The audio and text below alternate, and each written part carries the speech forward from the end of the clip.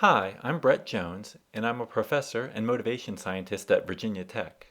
This presentation provides an overview of attribution theory and answers the questions, what are attributions? And how can teachers help students make productive attributions? Consider the following statements from two students. I've been getting bad grades in my French language class. I'm just not good at French. I'm not going to study much for the next test. It's pointless. And a second student who says, I did really well on that math quiz. As long as I study the class notes and do the practice problems, I'm sure I can succeed in that class. I'm thinking about majoring in something that involves math. Each student attributes the cause of their failure or success to something. The first student attributes his bad grades in French language class to the fact that he's not good at French. The second student attributes her high score on a math quiz to the fact that she studies effectively. Attribution theory can help us understand how these students' attributions affected their future motivation. In the future, the first student isn't going to study much because he feels it's pointless. In contrast, the second student enjoys math and is thinking about a math-related career. These examples show us how attributions can be powerful indicators of students' future motivation. Barnard Winers is considered the father of attribution theory, which was a major theory of motivation in the 1970s and 80s, and is still very critical to explaining student motivation. This theory recognizes that students are searching for causes, such as why did I do poorly on my math test? It views people as scientists who are trying to understand themselves. An important thing to remember is that the perceived cause is more important than the actual cause. For example, a student might have a lot of academic ability, but if he doesn't perceive his ability to be high, then that perception can have a negative effect on his motivation. In attribution theory, there are three dimensions that are important to consider. The first is locus, which is the location of the cause. The location can either be internal, within the person, or external, within the environment. Stability refers to the duration of the cause. The stability can be seen as a stable fixed trait, or something that is unstable, variable, and a state that can be changed. Control refers to the controllability of the cause. The cause can either be controllable where the person is responsible, or it can be uncontrollable to the person. Let's do an activity to help you understand these three dimensions of attribution theory. For this activity, ask yourself, to what does this student attribute her success or failure? To do this, identify the box in the figure in which a student's comment best fits. The figure shows all possible combinations of the three dimensions, which leads to 8 possible answers. Let's do 10 examples so that you can get a feel for each of these boxes. At the bottom of the screen, you see a student's attribution. For example, after a test, this student said, I have always gotten good grades in math. I'm really good at it. Now think about which of the 8 choices fits this example. First, consider whether this attribution is internal or external, then controllable or uncontrollable, then stable or unstable.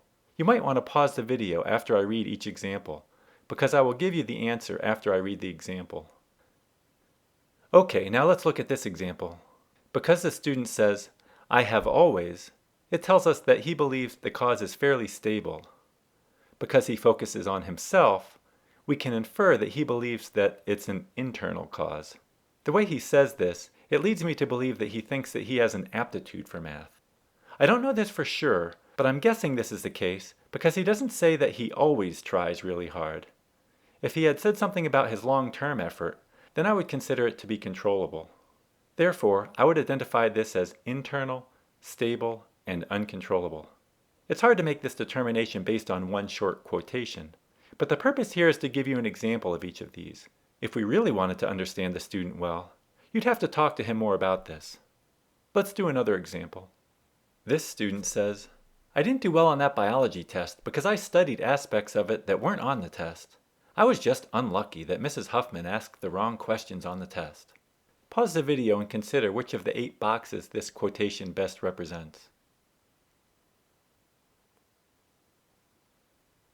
Because this student attributes her failure to being unlucky, it's an external attribution that is uncontrollable. This might not be the case for the next test. Therefore, we can consider it unstable. This attribution can be considered external, unstable, and uncontrollable. Consider this student who says, I get very anxious during chemistry tests because I'm just not very good at chemistry. Because this student focuses on himself, it's an internal locus. The way he says that he's not very good at chemistry leads me to believe that he thinks it's an uncontrollable and stable ability. Therefore, I would consider this attribution to be internal, uncontrollable, and stable, similar to the first example we did. This student says, I had a tennis match last night, so I couldn't study for the exam. I'm not worried though, because I'll do well on the next one, and that will bring up my overall grade. Clearly, this student believes that the cause was unstable, because she feels that she can bring up her grade the next time. The focus on herself indicates that it's an internal locus, and something that she can control. Therefore, I would consider this attribution as internal, controllable, and unstable. Let's do another example. This student says, I didn't do well on my physics test, which included electromagnetism, today, but it seems like electromagnetism is a college-level topic anyway. I don't know why we're expected to know this in high school physics.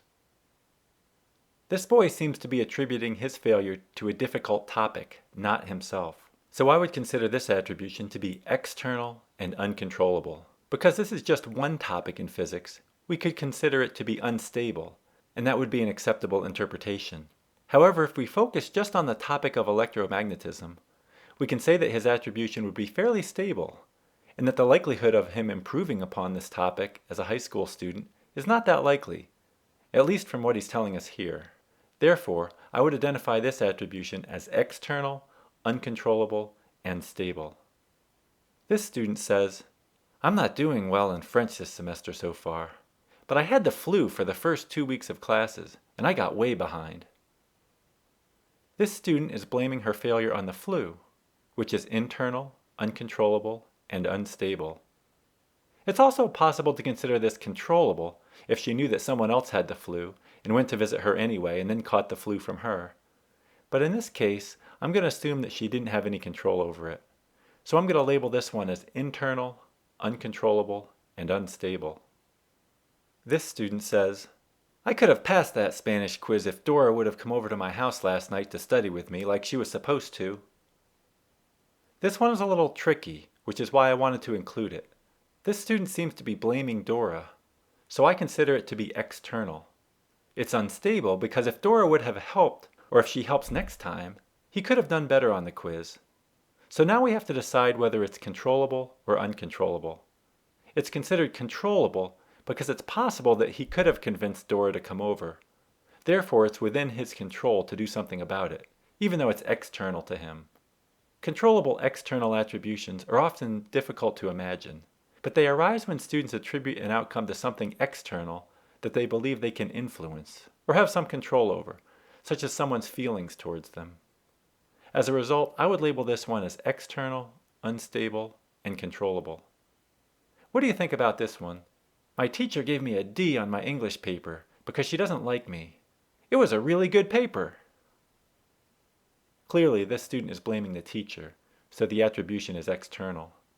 The student seems to believe that this is a stable cause that will not change, because she says that the teacher doesn't like her. And similar to the prior example, it's possible that the student could control whether or not the teacher likes her by helping the teacher, or trying to get on the teacher's good side. You could argue that it's uncontrollable, because a student cannot control the teacher's beliefs about the student. But I'm going to consider it controllable because one person can always influence another person to some extent. I labeled this one as external, stable, and controllable. I've been working hard in school this year, and it's really paying off. I'm getting all A's. This student is attributing his success to long-term effort, which is internal and controllable. Because he mentions working hard all year, I'm going to consider it stable. I label this one as internal, controllable, and stable. Okay, this is the last one. I didn't do well my first year of high school, but that was because I hadn't adjusted to taking courses in high school yet. This student believes that she is the cause, so it's internal and controllable. She also attributes it to not having adjusted to taking courses in high school, which indicates that she views it as unstable. So this one is internal, controllable, and unstable. I hope that these 10 examples have given you a better feel for how these 3 dimensions interact in attribution theory. Now let's explore some other ideas that are important in attribution theory. Winer wrote about intrapersonal theory, where people are scientists trying to understand themselves and their environment, and then acting on the basis of this knowledge. He also talks about interpersonal theory, and the fact that others are judges, determining if others are innocent or guilty. I'll explain this in a minute. One other point is that after an event, we first feel, then think, then feel, then act. Let's take a look at this visually. We will start with intrapersonal motivation, and I'll briefly talk you through this figure. We start on the left, where there is an outcome. For example, you fail a history test, or get a high score on your math project. This outcome leads you to feel a certain way. If it's positive, you will feel happy, and if it's negative, you may feel frustrated or sad. At this point, there's no thinking. You simply feel as a result of the outcome. If the outcome is unexpected, negative, or important, you'll try to make sense of it. Otherwise, you'll not be as likely to search for the causes. To answer why the outcome happened, you'll be influenced by many sources of evidence, such as your past personal history and other factors presented in the figure. I'm not going to take the time to discuss all of the aspects of this figure in detail, but hopefully you get a feel for these causal antecedents. They are cues that can tell you why you believe that the outcome occurred. Next, you make a causal ascription. That is, you attribute the outcome to something. You might hear people say that they blame it on something, or that they think it was due to something. The figure shows some of the things that we can attribute the outcome to, including ability, effort, strategy, etc. You saw this in the 10 examples of the students that I presented earlier, and these are typical attributions in a school setting, which is what I'm focusing on here. The figure also shows some attributions that could be made in the area of social relationships, such as physical characteristics or one's personality.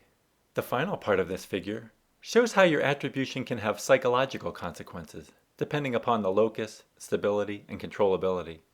This is important to students' motivation, and something that instructors can help with.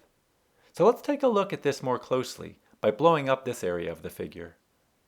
This figure shows how each of the 3 causal dimensions impacts your affect, which then impacts your behavior, such as the choices you make, the level of effort you put forth, and your persistence. It also shows how others might behave towards you, such as their willingness to help you or to give you rewards. Let me explain what researchers have found about these 3 dimensions. If you succeed and attribute it to an internal cause, then it's likely to increase your feelings of pride and self-esteem. Conversely, if you fail and attribute it to an internal cause, then it can decrease your pride and self-esteem. Remember that stability is related to your expectancy for success, which is how well you expect to do in the future. If you fail and attribute it to something stable, then you know what to expect because it's stable, and you will feel helpless because you will expect to fail again in the future. However, if you fail and attribute it to an unstable cause, then you may feel hopeful that you can succeed in the future. With respect to controllability, if you fail and attribute it to an uncontrollable cause, such as aptitude, then you're probably ashamed and feel embarrassed. Interestingly, if others see you fail and believe that it's due to an uncontrollable cause such as aptitude, they may feel pity for you and be sympathetic towards you. In this case, they may also be willing to help you. Now let's consider the case where you fail and you believe that it's controllable, such as when you don't put forth enough effort. In this case, you may feel guilty that you didn't try harder, and others may get angry at you for not trying hard enough. In this case, they might not reward you, or they may give you some type of punishment. These examples may seem familiar to you. To me, it's interesting that the same student behavior, such as failing a test, can lead to such different personal reactions, and reactions by others. Attribution theory helps us understand why individuals and others react the way they do to this similar behavior. And for this reason, researchers and instructors have found this theory useful. So what does all this mean for an instructor who wants to motivate his students? Well, if a student fails, you don't want her to attribute it to an internal, uncontrollable, and stable cause, such as aptitude, or what we might call an inborn trait or intelligence. And actually, if a student fails or succeeds, you don't want her to attribute it to an internal, uncontrollable, and stable cause. You might be wondering why. I mean, what's wrong with a student succeeding and saying that she's really smart or intelligent?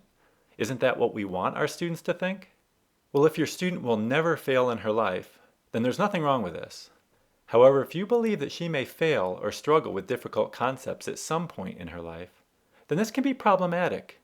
And of course, everyone struggles, so we expect all students to struggle at some point in their lives, even the best students. So the problem with attributing success to having an aptitude or talent is that when the student fails, she will also attribute it to an aptitude or talent. And from attribution theory, we know that if a student believes that the causes are uncontrollable and stable, that she will not expect an outcome different from failure, and therefore will feel helpless and likely to be unmotivated to continue to participate in activities in that subject area or domain. Instead, we want students to attribute causes to controllable factors, such as effort and strategy use. And it's probably best if they can attribute successes and failures to unstable causes, so that they perceive that they have control over changing the outcome next time. So again, unstable causes are things like knowledge and skills that can be gained through studying, as well as effort that can be increased. Of course, attributions to external causes are appropriate sometimes.